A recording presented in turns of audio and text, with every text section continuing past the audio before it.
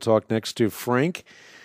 He's listening in Fresno, California on Bott Radio. Hi, Frank. Hi, Hank. I listened to Walter Martin for years, and I think you're doing a great job, and I pray for you guys all the time. God bless you. My question is, I was originally from back east, and when I was there, I received the Lord, became a Christian, and I was associated with a group called the Church of Bible Understanding, COBU for short. They use the abbreviation, and they use like a color code system to color code scriptures, like scriptures for evangelism were color coded as green, and the royalty of God was coded as blue. Purple signified another color, and they encouraged people to live in communes.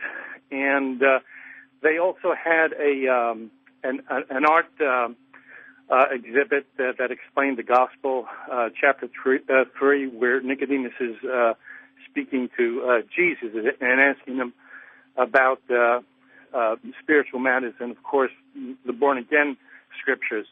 My question is, I was kind of concerned because I was greatly impressed by their zeal and their drive for evangelism. But I was kind of concerned with what I call like a cult of personality, which centered around the pastor or the leader of the church. His name was Stuart Trail. He seemed to have an encyclopedic knowledge of scriptures, and everyone seemed to be in awe of him, especially the women in the church group.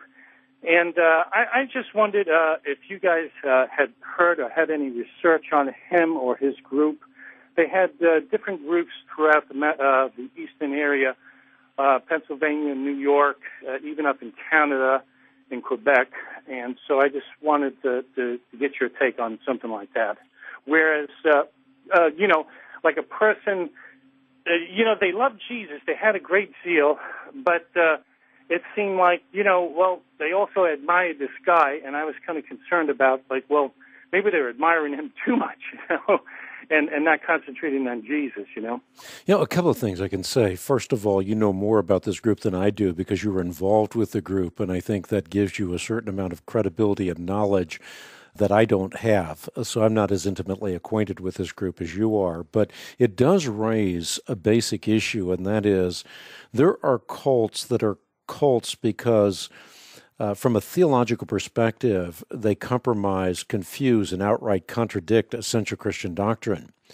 But there are also cults that are cultic from a sociological perspective, and in that sense, it's usually what you describe, a charismatic leader who controls his devotees in virtually every dimension of their lives.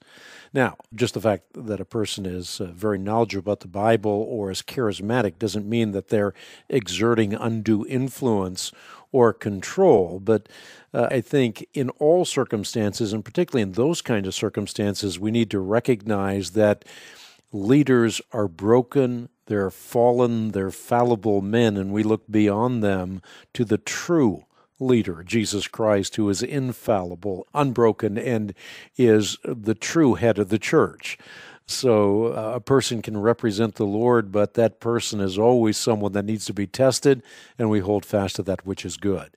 So again, the point here being that there are cults from a sociological perspective, like Jim Jones, who controlled people in virtually every dimension of their lives. There are also cults that are cults from a theological perspective, and that's where they compromise, confuse, and contradict essential Christian doctrine. And some cults are involved in deviations on both the sociological and the theological perspective. I see, yeah.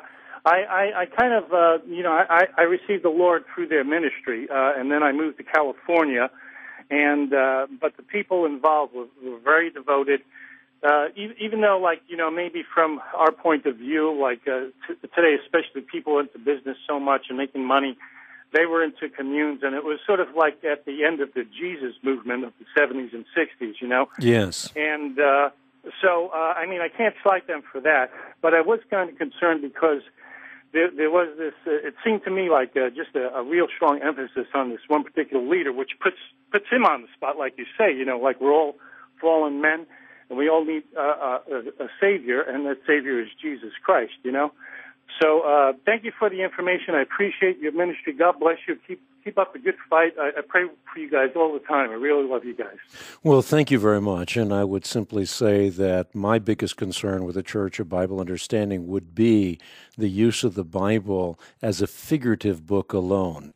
One of the things we emphasize at the Christian Research Institute over and over again is that we need to learn to read the Bible for all it's worth, or, as I like to say, mine the Bible for all its wealth.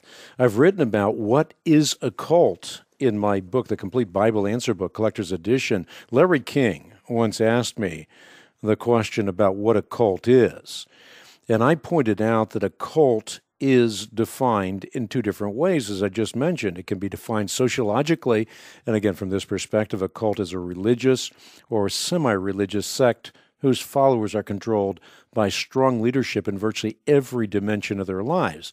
A displaced loyalty for the guru or for the group and galvanized together through physical or, in some cases, psychological intimidation tactics. This kind of cultist more often than not displays this we-they siege mentality against the world and has been cut off from all former associations, including their immediate families. But a cult can also be defined theologically. In this sense, a cult can be a pseudo-Christian organization that claims to be Christian but compromises the essentials of the historic Christian faith. And these kinds of cults operate under the guise of Christianity but deviate from the orthodox teachings of the historic Christian faith as codified by the ancient, the ecumenical creeds. And typically devotees become masters at taking texts out of context and then developing pretexts for these theological perversions. And I should note that although the media-driven culture has given the term cult an exclusively pejorative connotation, the word cult can be broadly defined as a group of people centered around a religious belief structure. Again, I've written about this in the Complete Bible Answer Book, Collector's Edition, which is available through the Ministry of the Christian Research Institute. Be right back with more answers to your questions.